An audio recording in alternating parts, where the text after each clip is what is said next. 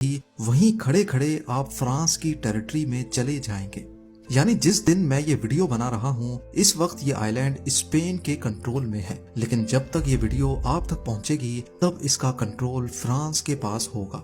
6,800 square metre बड़ा ये island 1 फरवरी से लेकर 31 जुलाई तक स्पेन के पास होता है और फिर 1 अगस्त से लेकर 31 जनवरी तक ये फ्रांस के कंट्रोल में रहता है। टेरिटरीज का ये एक्सचेंज फ्रांस और स्पेनिश नेवी के दरमियान फीजेंट आइलैंड पे ही होता है, जब दोनों मुल्कों की अथॉरिटीज यहाँ आती हैं और एक सेरेमनी के बाद जिसकी बारी होती है वो अपना झंडा लहराता है। फीजेंट आइलैंड की ये एक्सचेंज सेरेमनी पिछले 170 सालों से ऐसे ही चलती आ रही है।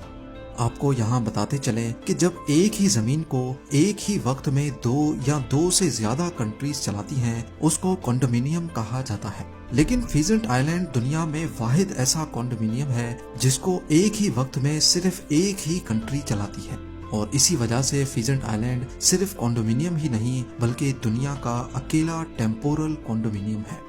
बॉर्डर्स का ये एक्सचेंज होता तो बिना किसी खून खराबे के है, लेकिन ऐसा होता क्यों है ये दास्तान इतिहास के जिन कागजों पर लिखी है उनको भी खून ने रंगा हुआ है। 1600s में यूरोप एक बहुत बड़ी जंग से गुजर रहा था। ये जंग करीब 30 साल तक चली थी, जिसको द 30 ईयर वॉर के नाम से भी याद किया जाता है। हिस्टोरियंस का कहना है कि ये एक रिलीजियस वॉर थी, लेकिन इसके पीछे पॉलिटिकल और इकोनॉमिक पर्पस भी था। ईयर 1618 में शुरू होने वाली ये जंग 1648 में एक पीस ट्रीटी पर आकर खत्म हुई। रोमन एम्पायर एक बार फिर से सुकून का सांस ले पा रही थी, लेकिन पीस ट्रीटी के बावजूद भी फ्रांस और स्पेन का एक दूसरे के लिए गुस्सा खत्म नहीं हुआ। आए बजाय इन दोनों की आपस में झड़पें चलती ही रहती थी।